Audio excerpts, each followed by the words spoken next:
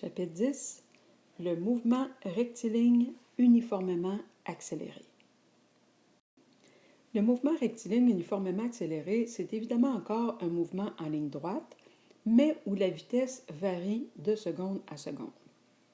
Comme la vitesse varie, on va être obligé d'introduire un nouveau terme, l'accélération. Il faut faire attention, quand on parle d'accélération en physique, ça peut être aussi bien une décélération, donc une accélération négative, qu'une accélération positive. Les équations associées au MRUA sont un petit peu plus compliquées que celles qu'on vient de voir. Étant donné que la vitesse varie constamment, il va falloir utiliser la vitesse instantanée. À un moment donné, la vitesse va être différente d'un autre moment donné.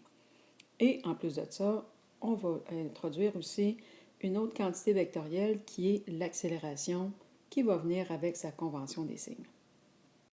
Pour s'y retrouver dans nos équations, on va d'abord utiliser des symboles pour représenter chacun des paramètres.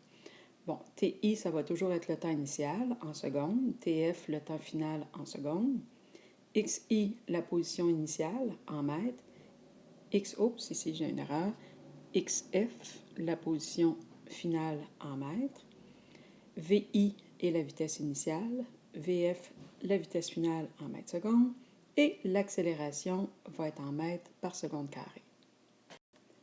La vitesse instantanée et la vitesse moyenne. La vitesse instantanée, c'est la vitesse à un instant donné.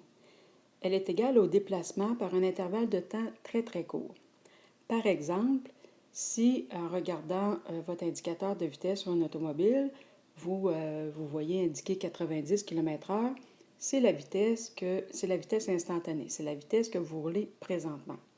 Par contre, si vous parcourez 90 km dans une heure, votre vitesse moyenne va être de 90 km/h. Ça ne veut pas dire que vous avez été à 90 km/h tout le long.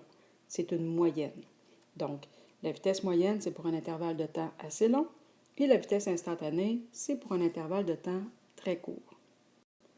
Exemple, dites s'il s'agit d'une vitesse moyenne ou instantanée. Ayant parcouru 500 km en 5 heures, ma vitesse a été de 100 km/h. C'est évidemment une vitesse moyenne. Arrivé à l'entrée de Mont-Laurier, ma vitesse était de 70 km/h. C'est une vitesse instantanée.